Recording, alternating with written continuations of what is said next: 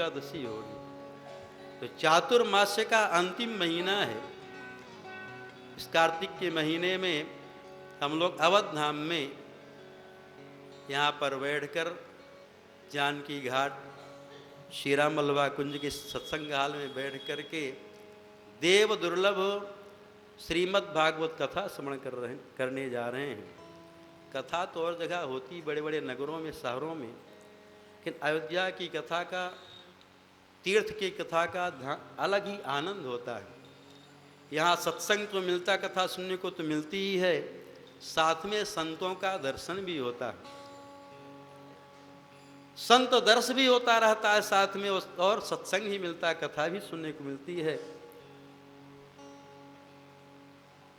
श्रीमद् भागवत महापुराण में वेद व्यास जी पहले भागवत के महात्म का निरूपण करते हैं, क्योंकि हम लोग जब तक भागवत सुनने से क्या मिलता है, इसकी महिमा को नहीं जाने तब तक विश्वास नहीं होगा। जाने बिनु न होई परतीति, बिनु परतीति होई नहीं प्रीति। तो जानने के बाद ही विश्वास होता है, और जब विश्वास हो जाता तो प्रेम हो जाता है। इसलिए महात्म का निरूपण करते हैं व्यास जी। ये महात्म पद्म पुराण से लिया गया है। महात्म का प्रथम श्लोक है, सच्चिदानंद रूपाय विश्वोत्पत्त्यादि हेतवे तापत्रय विनाशाय श्री कृष्णाय वयं नुमः। श्री वेदव्यास जी भगवान को नमस्कार करते हैं। वेदव्यास जी अकेले भगवान को नहीं नमस्कार करते, नहीं वंदन करते, वयम नुमः श्रोताओं के साथ श्री व्यास जी भगवान का वंदन करते हैं। क्यों? वंदन करने से, प्रणाम करने से शक्ति प्राप्त होती है, सामर्थ्य मिलेगा। वक्ता को सामर्थ्य चाहिए कथा कहने के लिए, और श्रोता को भी सामर्थ्य चाहिए कथा श्रवण करने के लिए। दिन में पाठ में बैठना है, श्रवण करना, जो करने वाले करते हैं, पाठ भी श्रवण करना चाहिए। वेद व्यास की वाणी जब हमारी आपके कर्ण के रास्ते से अंदर जाएगी, तभी हृदय का पाप नष्ट होगा। इधर उधर हम भले सुन ले, इधर उधर की कहानी, उससे पाप नष्ट नहीं होगा। जब संतों की वाणी, वेद व्यास की वाणी हमारे आपके कर्ण कुहरों से हृदय में जाएगी, तो हृदय का सारा कलमश, सारा पाप धुल जाएगा, हृदय निर्मल हो जाएगा। से संस्कृत का श्लोक भी सुनना चाहिए। मान लीजिए कैसे हृदय का पाप नष्ट होगा। जैसे मान लीजिए किसी को सर्प डस लिया है, तो मूर्छित हो गया जिसको सर्प डसा है, वो झाड़ने वाला गारुड़ी आता है, सावर मंत्र से झाड़ता है ना। वो झाड़ने वाला भी मंत्र का अर्थ नहीं जानता, जिसको सर्प डसा तो बेहोश है, लेकिन कर्ण के रास्ते से वो सावर मंत्र उसके हृदय में जाता है, अंदर जाता है, तो सारा विष उतर जाता है। से वेद व्यास की वाणी जब कर्ण के रास्ते से अंदर जाएगी, तो हमारा आपका जो हृदय का कलमश है, पाप है, सारा पाप धुल जाएगा, हृदय निर्मल हो जाएगा। तो सामर्थ्य चाहिए श्रोता को कथा श्रवण करने की और वक्ता को कहने की। ये सामर्थ्य भगवान ही देते हैं, उनकी कृपा से ही मिलेगी सामर्थ्य। हम बैठ पाएंगे, कुछ का सुन पाएंगे, जब तक उनकी कृपा नहीं तक कुछ कर नहीं पाएंगे। से नमस्कार करने से शक्ति प्राप्त होती है। श्री वेद व्यास जी श्रोताओं के साथ भगवान को नमस्कार करते हैं। श्री कृष्णाय वयं नुमः। नमस्कार करने से, भगवान को वंदन करने से भगवान हमारे आपके समस्त बंधनों को काट करके और भक्त के बंधन में आ जाते हैं, प्रेम के बंधन में बंध जाते हैं।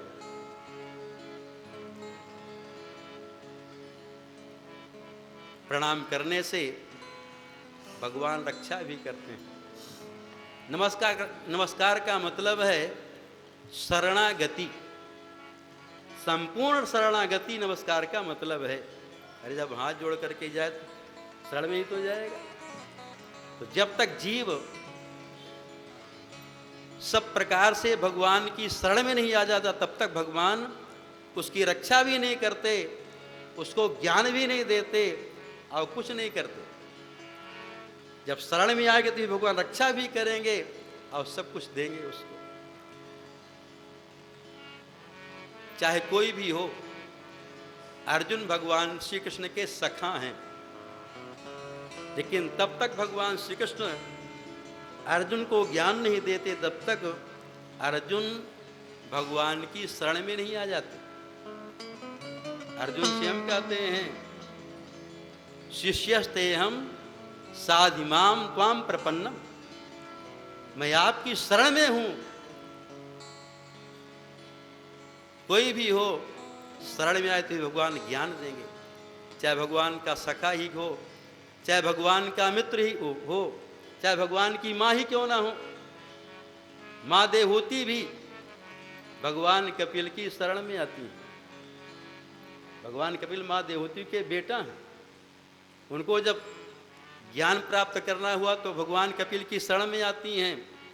तम त्वागताहम शरणं शरण्यं स्वभृत्य संसार तरो कुठारम जिज्ञासयाहं प्रकृते पुरुषस्य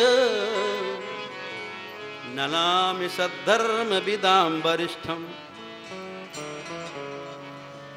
तो जब जीव सब प्रकार से भगवान की शरण में आता होगा, उसकी रक्षा करते हैं, उसको ज्ञान देते हैं। ये नियम भगवान क्यों बना दिए कि मैं तभी रक्षा करूंगा जब जीव हमारे सर्वतोभावेन शरण में आ जाएगा।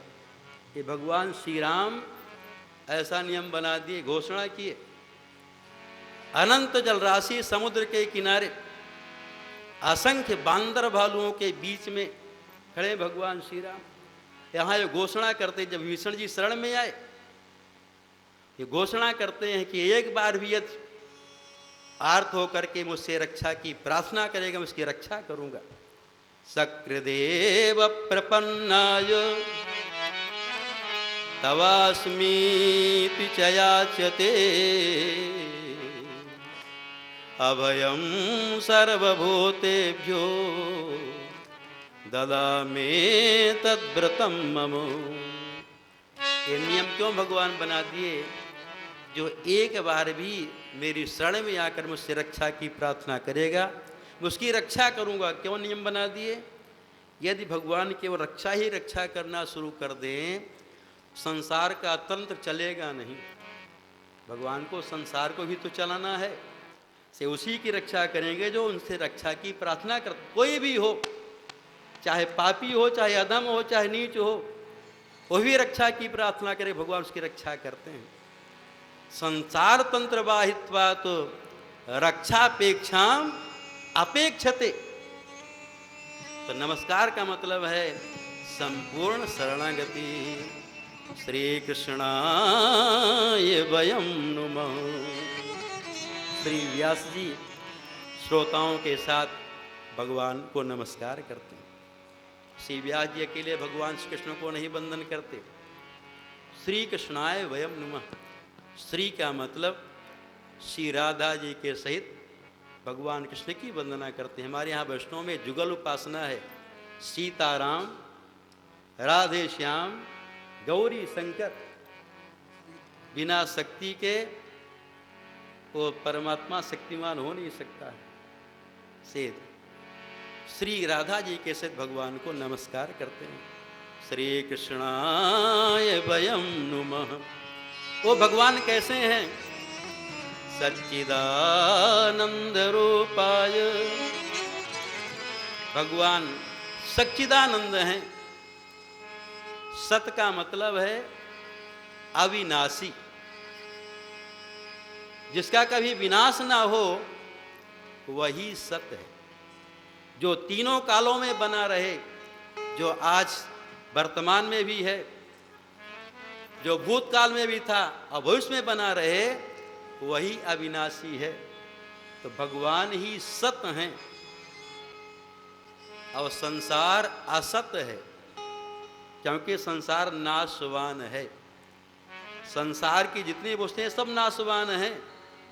संसार असत्य है और भगवान परमात्मा अविनाशी, इसलिए वो सत्य है। भगवान सत्य हैं और भगवान का नाम सत्य है। हरिओम तत्सत। भगवान का भजन ही सत्य है। भगवान शंकर कहते हैं, पार्वती संसार तो सपना है, जगत सपना है, सत्य केवल श्री हरि का भजन ही है और कुछ सत्य नहीं है। उमा कहूँ मैं अनुभव अपना, उमा कहूँ मैं अनुभव अपना। सत हरि भजन जगत सब सपना। सत हरि भजन जगत सब सपना। सत हरि भजन जगत सब सपना। सत हरि भजन जगत सब सपना। उमा कहाँ मैं अनुभव अपना। उमा कहूँ मैं अनुभव अपना। सत हरि भजन जगत सब सपना। सत हरि भजन जगत सब सपना। उमा कहूँ मैं अनुभव अपना। उमा कहूँ मैं अनुभव अपना। सत हरि भजन जगत सब सपना। सत हरि भजन जगत सब सपना। भगवान सत्य हैं, अविनाशी हैं। चित्त का मतलब चैतन्य। भगवान हमेशा चैतन्य रहते हैं। हम लोग थोड़ा परिश्रम कर दें, चेतनता लुप्त हो जाती है, मुंह लटक जाता है। चित्त माने ज्ञान भी होता है। भगवान का ज्ञान अखंड है, एक रस रहता है और हम सबका ज्ञान बदलता रहता है। अभी कथा में बैठेंगे, ज्ञान होगा, सोचेंगे बस सब संसार सपना है, बेकार है, सही है। यहाँ हाल से जब निकले बाहर, सब अपना है, सपना नहीं, सब अपना है। तो सत्संग में बैठने से ज्ञान होगा। किसी का संस्कार करने लेके चलते हैं, जब कहते राम नाम सत्य है, उस समय राम नाम सत्य कहते हैं ना, कहते ये संसार की सबकी ऐसी दशा है राम जी। लेकिन फिर वहाँ से संस्कार करके जब चले, सब ज्ञान गायब हो गया। लेकिन भगवान का ज्ञान अखंड है। भगवान का ज्ञान कभी बदलता नहीं। ज्ञान अखंड एक सीतावर, माया बस्य जीव सचराचर। भगवान ज्ञान स्वरूप हैं, भगवान आनंद स्वरूप हैं। भगवान में आनंद ही आनंद है। सच्चिदानंद रूपाय विश्वोत्पत्त्यादि हेतवे। भगवान में आनंद ही आनंद है। भगवान आनंद के ही बने हैं। जैसे समुद्र में जल ही जल है, उसी प्रकार से भगवान में आनंद ही आनंद है। जहाँ कहीं आनंद है, जैसे जहाँ कहीं जल है, समुद्र का ही जल है, चाहे नाली का हो, चाहे नल का हो, चाहे नदी का हो, चाहे कुआं का हो, जहाँ कहीं जल है समुद्र का जल है। उसी प्रकार जहां कहीं आनंद है भगवान से ही आया। एक जल में आप सीख डुबा में, एक बूंद से सारा त्रैलोक सुखी है, में आनंद है।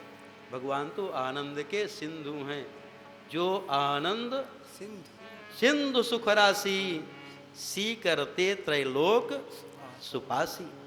भगवान आनंद स्वरूप है, आनंद ही आनंद है भगवान में। भगवान कभी दुखी नहीं होते, क्योंकि भगवान आनंद के आनंद ही आनंद है, कभी दुखी नहीं होते। श्री राम जी को सुनाया गया संध्या समय, आप संयम से रहें, कल आपका राज्य तिलक होगा, राज्याभिषेक होगा। लेकिन सूर्योदय होते श्री राम को जंगल जाना पड़ा, लेकिन श्री राम रोए नहीं। हम लोग होते कहते हाय बप्पा क्या करें, जंगल में कैसे रहेंगे, क्या खाएंगे, कहाँ सोएंगे, क्या पहनेंगे। लेकिन श्री राम रोए नहीं, जैसे पहले प्रसन्न से बाद में ही प्रसन्न हैं। राज सुनाए दीन बनवासु, सुन मन भव न हरस हरासु। तो भगवान कभी दुखी नहीं होते। भगवान श्री कृष्ण को मथुरा छोड़ करके काले वन घेर लिया, भागना पड़ा ना, भगवान रोए नहीं। हम लोग एक कोठरी छोड़े किराया वाली भी, यदि छोड़ना पड़ जाए जबरदस्ती किराए वाली कोठरी, तब भी रोते हैं, कहाँ रहें, कहाँ सामान लेके जाएंगे, क्यों। लेकिन छोड़ना तो पड़ेगा। यह कोठरी जो है किराए की है, इसको छोड़ करके जाना पड़ेगा।